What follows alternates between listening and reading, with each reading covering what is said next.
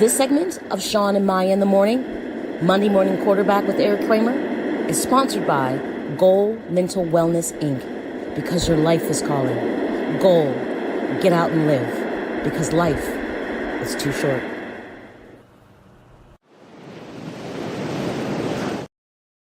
Guys, welcome. It's your boy, the SuperBack, Sean Sierra, and today we have a special guest. You may have seen him before here on Sports Zone Chicago. He is our guy, and he's written a book. Our guy, Erik Kramer, he's written a book, and I want to talk to him about it. It's a very interesting book. It's he's been doing a circuit here in Chicago, and he was kind enough to give us the time. And there's a lot of questions. So, guys, you know what time it is. Just like on Mondays, it's Erik Kramer time.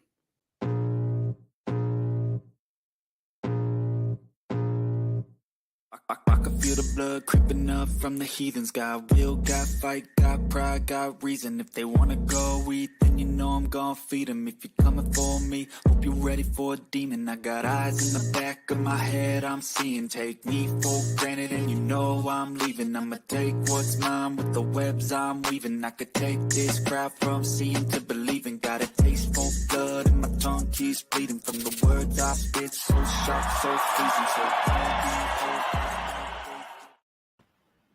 Erik, what's up, buddy? How are you? Doing great, man. How are you today? I am wonderful. Wonderful, wonderful, wonderful. The sun's out here in Chicago. A little nippy, a little 55 degrees, but I'll take it. There's no snow, no rain. Love it. A little nippy beats 15 below, doesn't it? Yeah, it does. Here, but 15 below with a lot of snow, it sure as hell beats 15 below, man. Let me tell you. But good. So you're in Chicago, which is awesome. Yep. And you're doing the media tour, which I think is great. You have a new book out, The Ultimate Comeback. What made you decide to write a book and release it like now? Well, okay. So here's what it is. Here's what it looks like. It's out on Amazon right now. It's the reason for it is I've obviously been through quite a bit. On and off the field, and mostly off the field is what this book is about. It gives some football in the beginning, but it also, I've lost a son now, Griffin, when he was 18, which is what are we in 2023? That's 12 years ago. So he was 18, he'd have been 30 this year, and around that, not too long after that, my mother passed away from uterine cancer in July of 2012. So Griffin passed away in late October. She was about 8 months later in July. And then around the time she passed away, my dad had some untreated acid reflux that turned into esophageal cancer. So that was about a 3-year steady decline. And my other son, Dylan, I'm divorced, and he was not living with me. He was living with Marshawn, his mom. And so it just kind of out of the blue, depression, which I've had before, but this time came out of the blue, and it kind of didn't just spin me out of control. It just spun me down a dark hole. And but it was also something that I played with for the first time in 1994. And when I say played with, I wasn't playing, but I became depressed and over not playing. And then after the 95 season, which we did pretty well on offense, didn't make the playoffs, but you would think that would lead to a good 1996. However, in the off season of 1995, leading up to the next year, I got depression once again. And so it's a book about kind of my journey through that landscape. I also attempted to take my life in 2015. And fortunately, I did not succeed. And so I'm still here. And I figured, hey, if I'm still here, then I feel really good about being here, then I should do something good with it. And that's the impetus for this book. That's incredible. So I want to ask you, touch base on most of the things that you talked about. You said you first started feeling depressed when you were playing. Was that just back in 1994?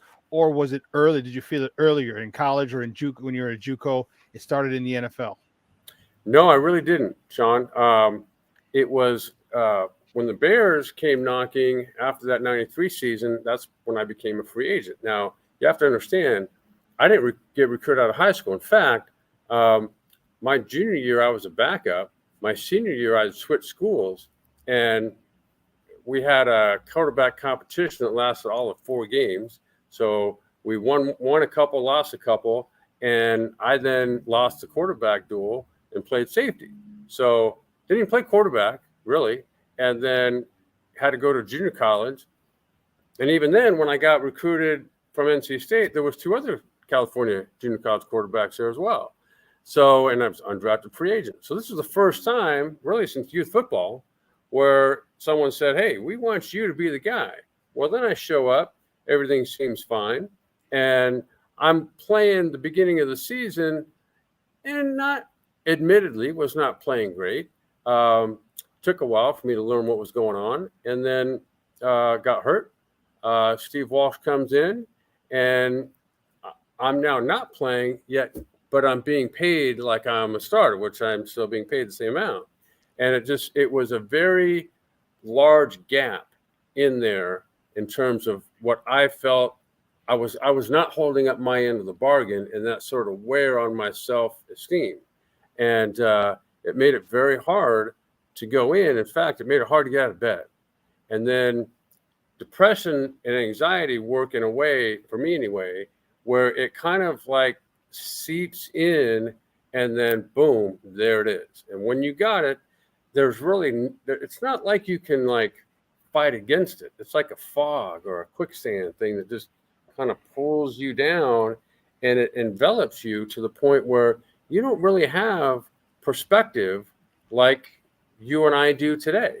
And so it makes it very difficult to operate that and continue to go live life. And so you feel like, or I felt like, gosh, there's nobody here I can really admit this to. That was my very next question. Did you have anyone? Did you turn anyone, or did you have anyone to turn to? I really did not. And so it made me go seek counseling, which thankfully I did. It made me, that counselor started suggesting, or not, he suggested I get on some antidepressants. But you have to understand, I didn't know until he said, now these are going to help, but you're not going to feel them for at least a month. So it's not like an aspirin where a couple hours later, oh, thank God. Well, no, it's not like that. And but over time, through therapy and confiding in a friend or two, and some antidepressants, that kind of helps get you out of it. What keeps you staying out of it is a little bit different. Whereas my experience now is that to not only stay out of it and prevent it from ever even happening, is you want to create around you, I would call it a home team, meaning a person, a 2 or 3 that you have observed and are close with, somebody you can confide in, who can confide in you, hopefully, but more importantly, somebody that would notice, if something in you seems a little off, but more importantly, they see you as somebody safe, trustworthy, someone they would want to confide in. And so that there's kind of not a formula to it, but something of a, when those around you, hopefully there's 1 or 2 at least that can kind of, you feel safe talking to. Hopefully it's a counselor. And if it's not, get one, because they're paid. There's not too many stories they haven't heard. And there's not too many categories of stories they haven't not only heard, but have counseled people in how to deal with those. So yeah, there's ways out of it. There's ways to even prevent it.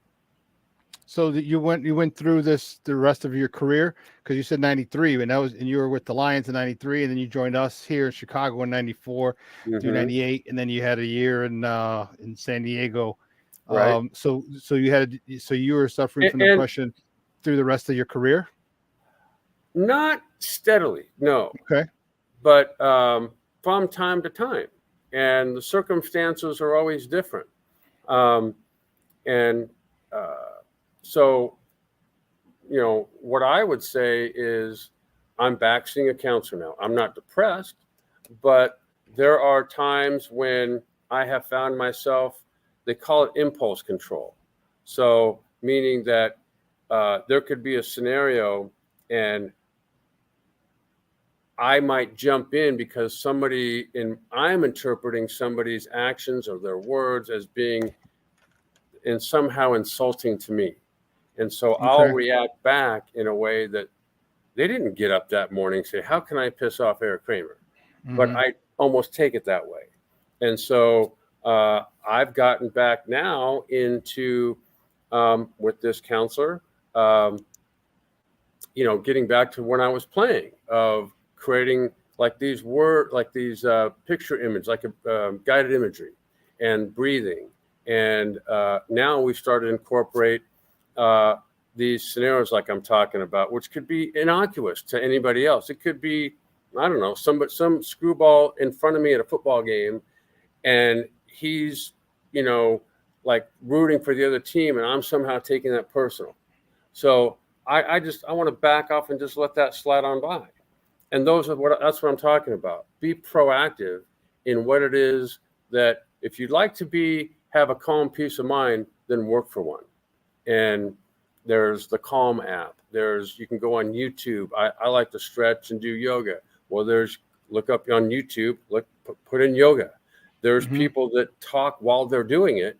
And in the words they choose and the tone that they talk in, that's very calming too. And so there's, like I said, there's avenues to get where you want to get when it comes to mental health. And I think now that it's kind of everywhere in our society. So schools are now set up specifically. They have rooms dedicated for, I'd say, counseling, or at least acting out scenarios that help make it easier for kids to get along.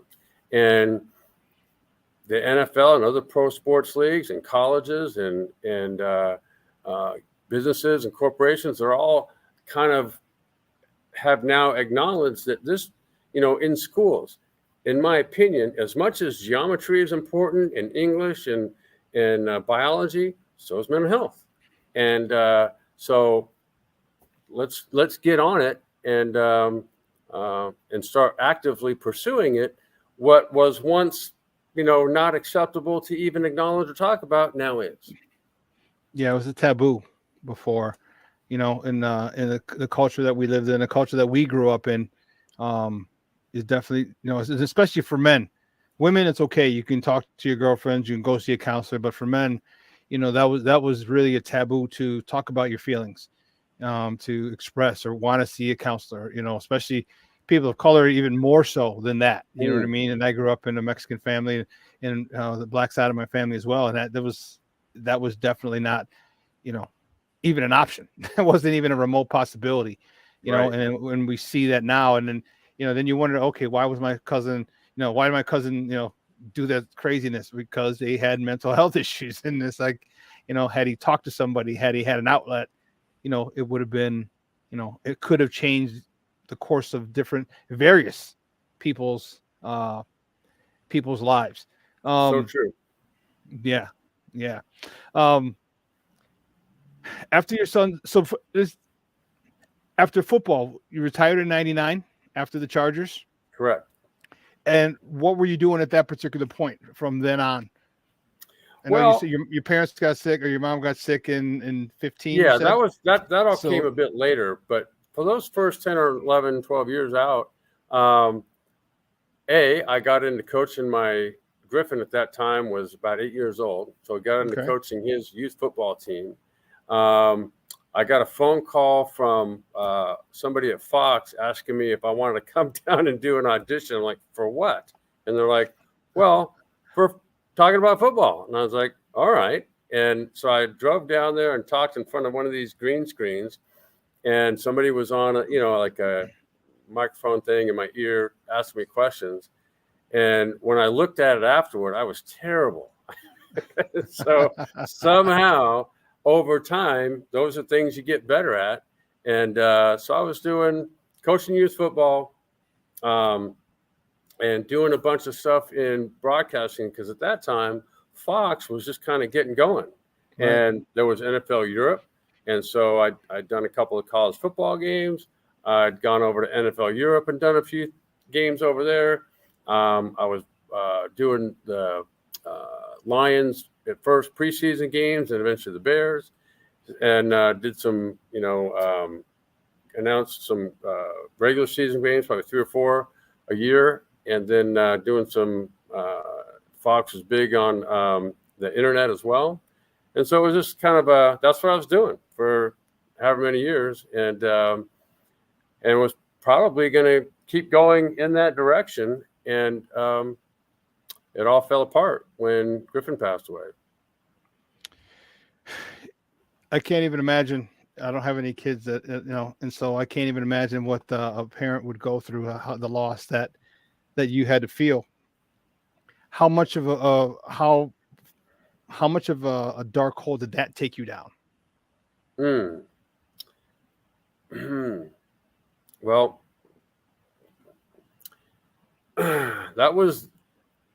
that time period was the saddest I'd ever been, because I'd never lost a child, much less nobody else I can really think of either that I was close to. I mean, great grandparents, but not like this. And right.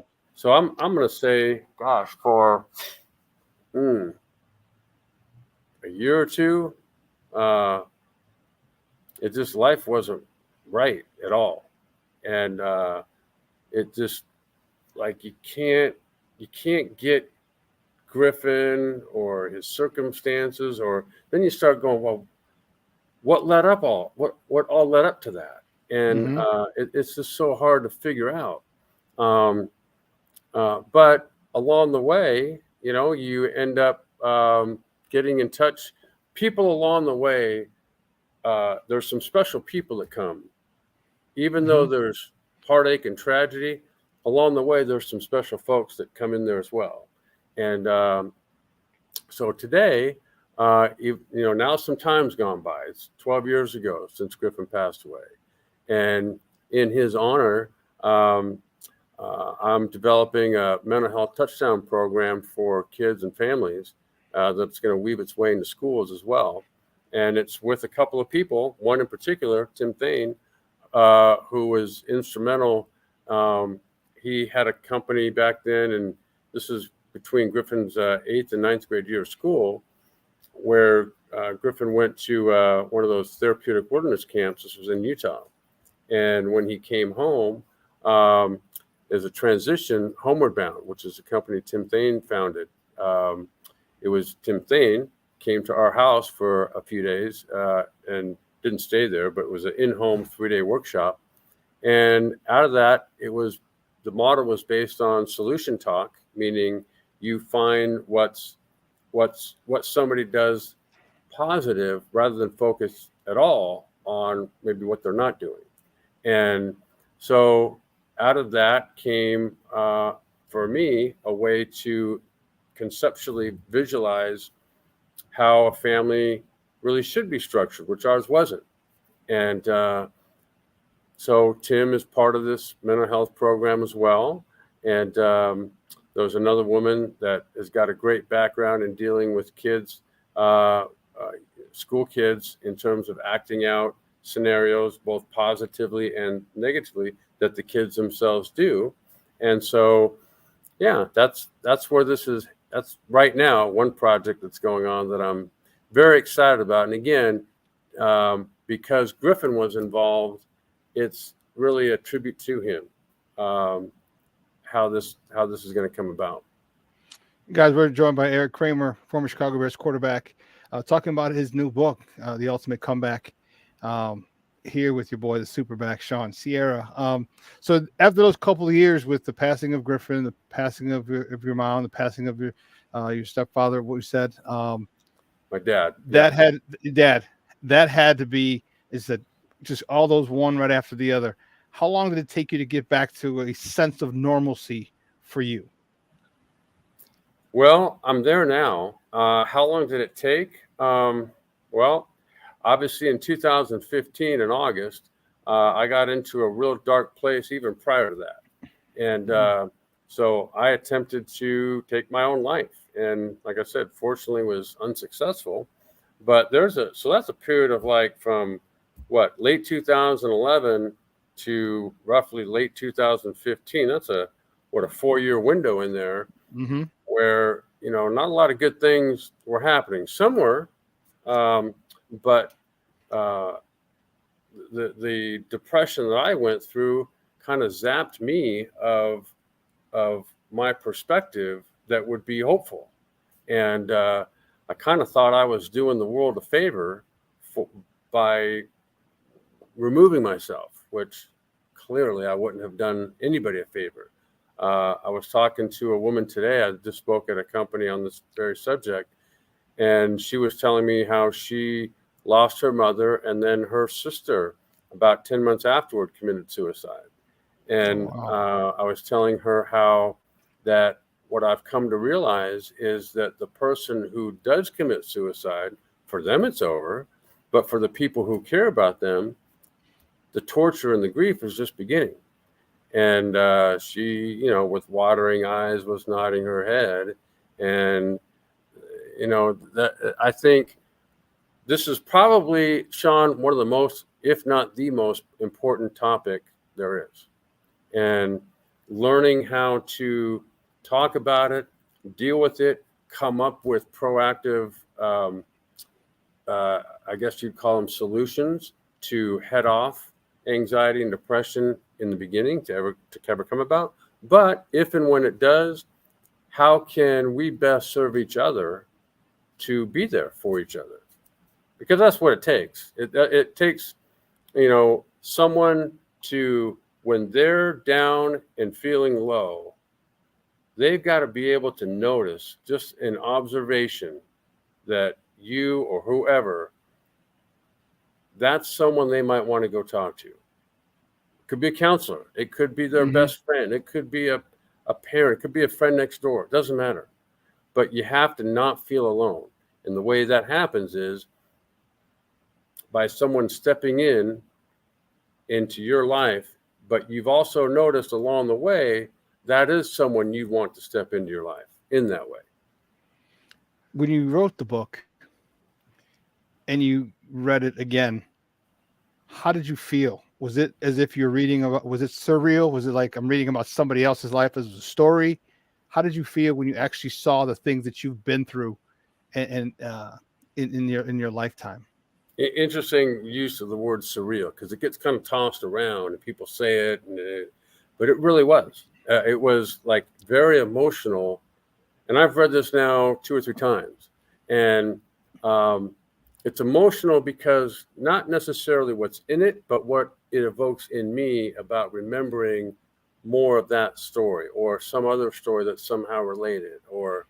And it makes me both, miss the people and the stories that they're about, but it also makes me hopeful, excuse me, that I truly believe this is going to help a lot of people. Case in point, this is someone who didn't even read the book, a former teammate of mine in Detroit, calls me up literally Tuesday, 2 days ago, and says, this is someone who's never called me, and said that, he had to go through several teammates, and finally one called him back with my number. In fact, he tried Facebook, which I didn't even look at my own. And so he was telling me how a situation in his life prompted him, like he wanted a divorce from his wife, and she had, gone off the rails and scratching herself up, called police, claimed he had, assaulted her, right? Yeah, domestic violence. So here he is, handcuffed, arrested, spent 6 days in jail, and can't even go back to his own house. He's living in a hotel. And he's like, I just had to talk to you because I know you've gone through this. And, when you talk to somebody else, they're like, oh, hey, it'll be better. And he's like, well, your Tuesday might be better, but I still got ankle bracelet on. I still can't leave St. Texas. And and we were on the phone for probably a good 45 minutes or so. And, he was talking about, he had just gotten out of court that day.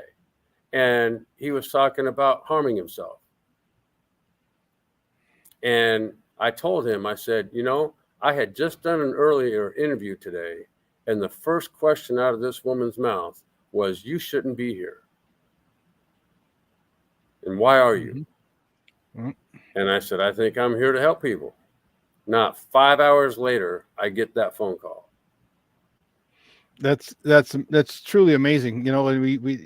We help people, and the fact that you are still here, you're the only person that man felt he could relate to. And, like you said, sometimes if you go to a certain people, because, we place people in categories. Like I'll tell you something that I really won't tell that person. And I'll tell him something, but I don't feel comfortable telling that person. And there's a whole bunch of things that we all have in our lives that we have certain people in different places that, where we can talk to them about various things. You this, not so much this, him that, not so. And you were the only person, and who knows, you probably could have saved that young man, that man's life. Is that the reason for the book? Sean, I honestly think I did. And I got up this morning and texted him,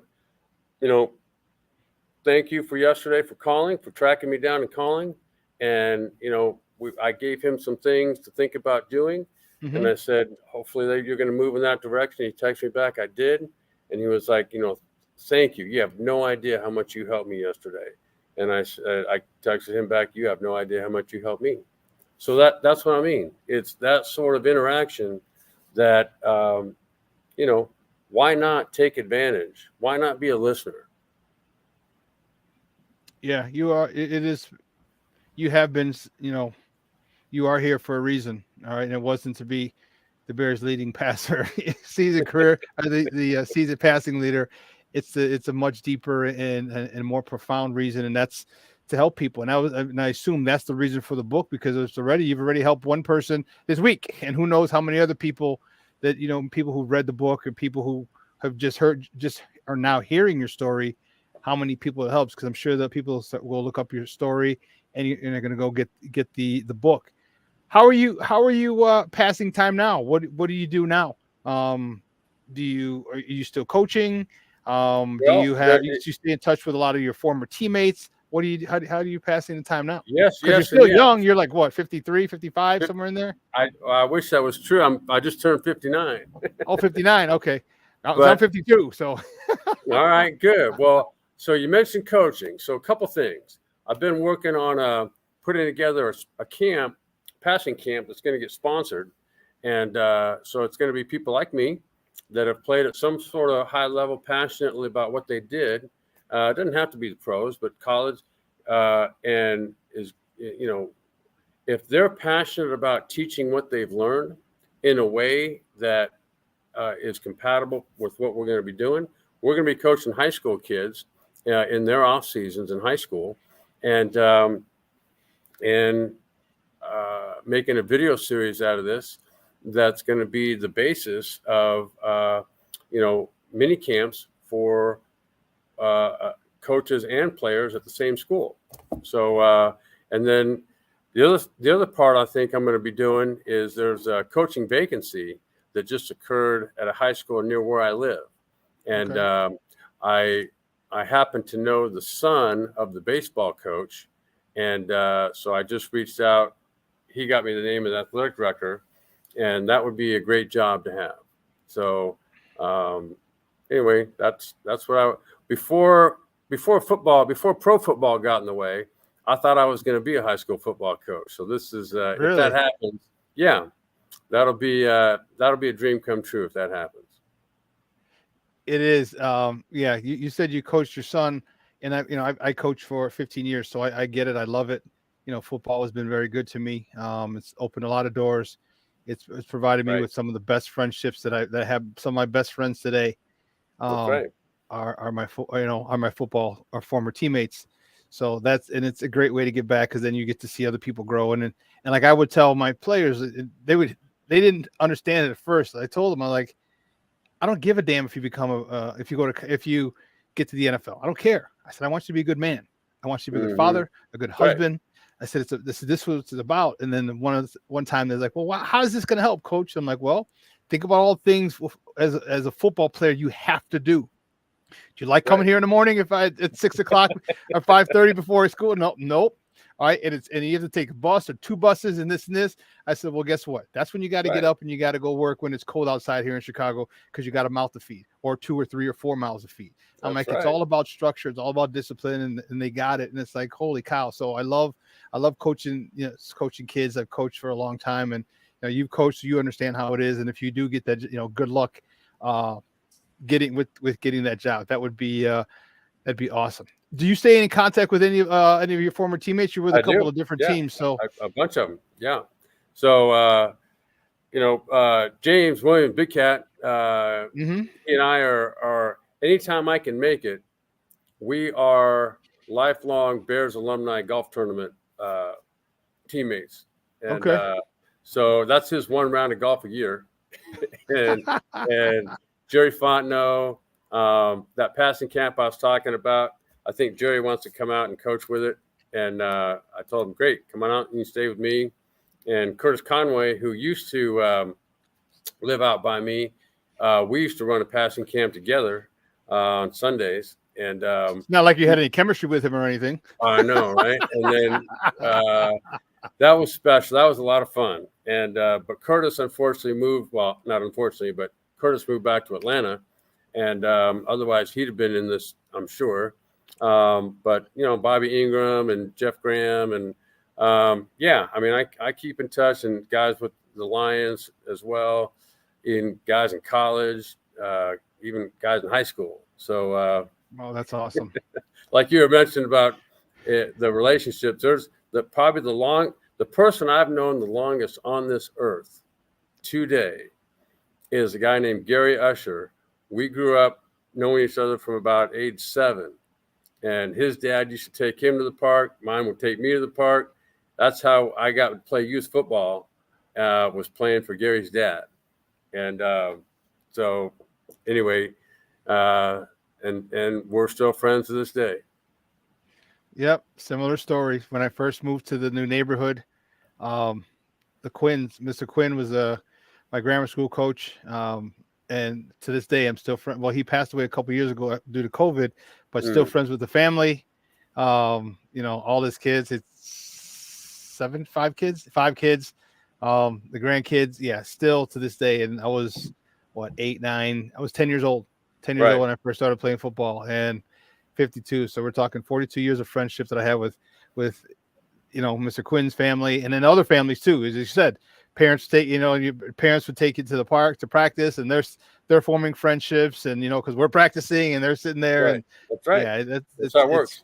It's amazing. It is amazing. Erik, awesome. I really appreciate your time. Do me a favor though, let everyone know where they can get the book, and definitely read it. This is it. The Ultimate Comeback.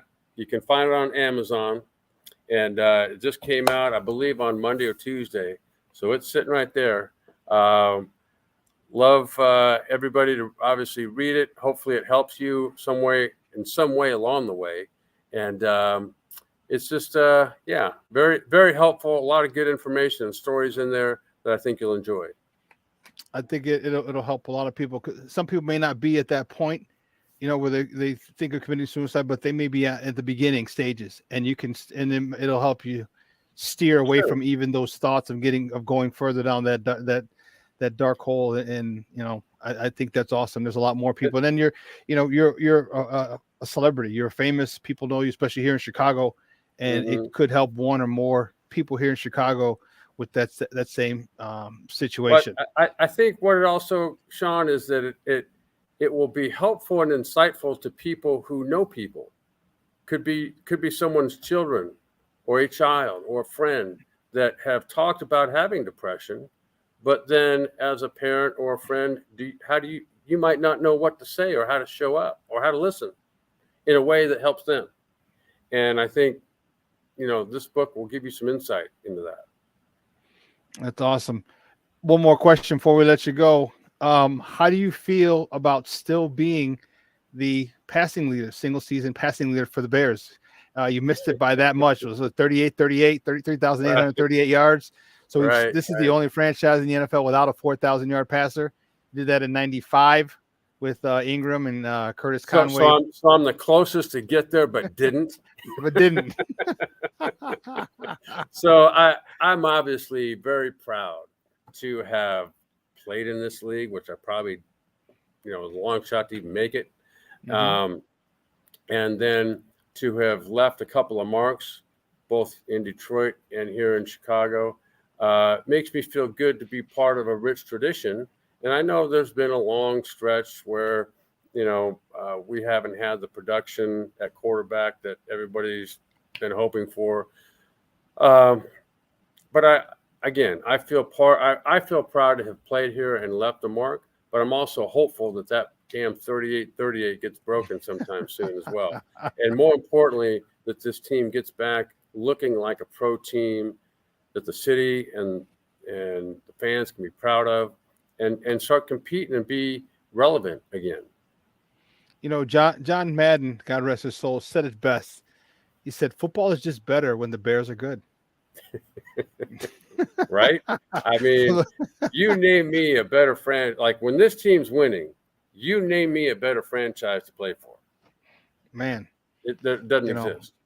I don't think Ditka and all those guys from 85 still don't pay for a dinner over in this town. That's 40 years later. Lord have mercy. That's right. It's insane. But you know what? We love our football here. And if you, God forbid, if that 06 team would have won the Super Bowl down in Miami, oh Lord have mercy. A lot of them still live here. Imagine most of them wouldn't have left. the perks of being a Super Bowl champion in this city would literally last you the rest of your life. So that's right. Erik, so hopefully it's on the horizon, right? So from your lips to God's ears, let me tell you. Hey, great stuff, man. I really appreciate the time and letting us know and getting this out there. And good luck on the book. I hope it becomes a bestseller. And I definitely will be getting one. I'll be ordering one as soon as we get off this interview. I'm gonna hit my Amazon account and grab one because I want to read it. We'll be in touch soon. Actually, we'll be in touch soon. All right. Thanks a lot for your time. Appreciate it. All right.